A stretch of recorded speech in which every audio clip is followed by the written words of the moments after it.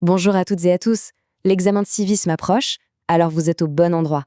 On va décortiquer ensemble les bases, les fondamentaux de la République française pour que tout soit super clair pour vous. Allez, on y va. Alors voilà notre programme. On va voir ça en 4 grandes parties. D'abord, les fondations de la République. Ensuite, le fonctionnement de la démocratie. Puis, l'organisation du pouvoir en France. Et on terminera avec les droits et devoirs fondamentaux. En gros, tout ce qu'il faut savoir pour l'examen. Allez, on attaque la première section, les fondations de la République. On va parler des valeurs, des symboles, bref, de tout ce qui nous unit. C'est vraiment le socle de tout le reste.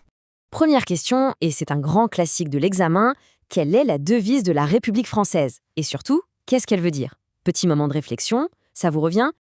Eh oui, bien sûr, c'est liberté, égalité, fraternité. C'est la devise officielle depuis 1848 et c'est super important de comprendre ce que ça implique. La liberté, c'est celle de chacun d'entre nous. L'égalité, c'est qu'on est tous pareils devant la loi. Et la fraternité, eh bien, c'est l'idée de solidarité entre tous les citoyens. Ok, après la devise, passons aux autres symboles officiels. Il y en a plusieurs, tous très importants. Est-ce que vous les avez en tête? Alors, on a bien sûr le drapeau tricolore, bleu, blanc, rouge, notre hymne national, la Marseillaise. Il y a aussi Marianne, cette figure féminine qui représente la République. Notre fête nationale, le 14 juillet. Et on retrouve notre devise liberté, égalité, fraternité. Chacun de ces symboles, en fait, raconte un bout de l'histoire de France. On passe maintenant à un principe vraiment fondamental en France, un concept clé qu'il faut absolument maîtriser, la laïcité. C'est un sujet important, parfois un peu complexe, alors on va bien le définir. Alors la laïcité, c'est quoi exactement? C'est simple, ça repose sur une idée principale, la séparation entre l'État et les religions. Ça veut dire deux choses. D'un côté, l'État est neutre, il ne favorise aucune religion. Et de l'autre, ça garantit à tout le monde la liberté de croire ou de ne pas croire. C'est ça la liberté de conscience. Bon, on a vu les fondations, maintenant, passons à la mécanique, le fonctionnement de la démocratie. Concrètement, comment le pouvoir est-il organisé et exercé en France? C'est ce qu'on va voir dans cette deuxième partie. Et une question essentielle pour comprendre ça, c'est comment les pouvoirs sont-ils séparés en France? C'est un principe de base de toute démocratie pour éviter que tout le pouvoir soit dans les mains d'une seule personne ou d'un seul groupe. Et voilà la réponse en images. Il y a 3 pouvoirs bien distincts. Le pouvoir législatif, c'est celui qui fait les lois, on pense au Parlement. Le pouvoir exécutif, lui, applique les lois, là c'est le président et le gouvernement. Et enfin, le pouvoir judiciaire qui contrôle l'application de la loi. Il est indépendant des deux autres. Démocratie, ça veut dire pouvoir au peuple. Très bien. Mais concrètement, qui a le droit de voter en France? Quelles sont les conditions? Alors, pour pouvoir voter, il y a 4 conditions à remplir. Il faut avoir la nationalité française. Il faut avoir 18 ans ou plus. Il faut jouir de ses droits civils et politiques, c'est-à-dire ne pas en avoir été privé par une décision de justice. Et enfin, il faut être inscrit sur les listes électorales. Ah, et un petit détail important. Les citoyens de l'Union européenne qui vivent en France peuvent aussi voter, mais attention, seulement pour les élections locales et européennes. On a vu qui vote les lois, mais comment une loi est-elle créée exactement? Le processus peut sembler un peu compliqué, mais en réalité, il suit des étapes très logiques. On peut résumer ça en 4 grandes étapes. Étape 1, l'initiative. Le gouvernement ou le Parlement propose un texte de loi. Étape 2, l'examen. Le texte est étudié de près par des députés et sénateurs en commission. Étape 3, la navette parlementaire. C'est là que le texte fait des allers-retours entre l'Assemblée nationale et le Sénat jusqu'à ce qu'ils se mettent d'accord.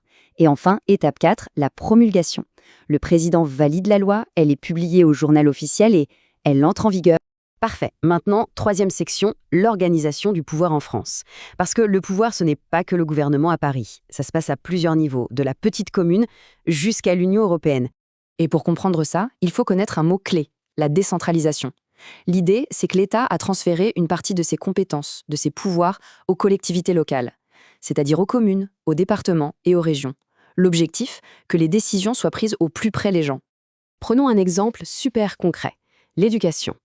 C'est un parfait exemple de cette répartition. Ce sont les communes qui gèrent les écoles maternelles et primaires, les départements, eux, s'occupent des collèges, les régions ont la charge des lycées. Et l'État dans tout ça? Eh bien, il garde le contrôle sur les programmes et il recrute les profs. On voit bien le partage des rôles. Maintenant, changeons d'échelle. La France ne vit pas en vase clos. Elle fait partie d'un grand projet, l'Union européenne. Alors, quelles sont les grandes étapes qui ont mené à l'Europe d'aujourd'hui? Regardons quelques dates clés à retenir. Tout commence vraiment en 1957 avec le traité de Rome. Ils ne sont que 6 pays au départ. Ensuite, un grand saut en 1992, c'est le fameux traité de Maastricht qui crée l'Union européenne. En 2004, c'est le plus grand élargissement d'histoire avec 10 nouveaux pays qui rejoignent l'Union. Et puis, un événement plus récent, en 2020, le Brexit avec la sortie du Royaume-Uni.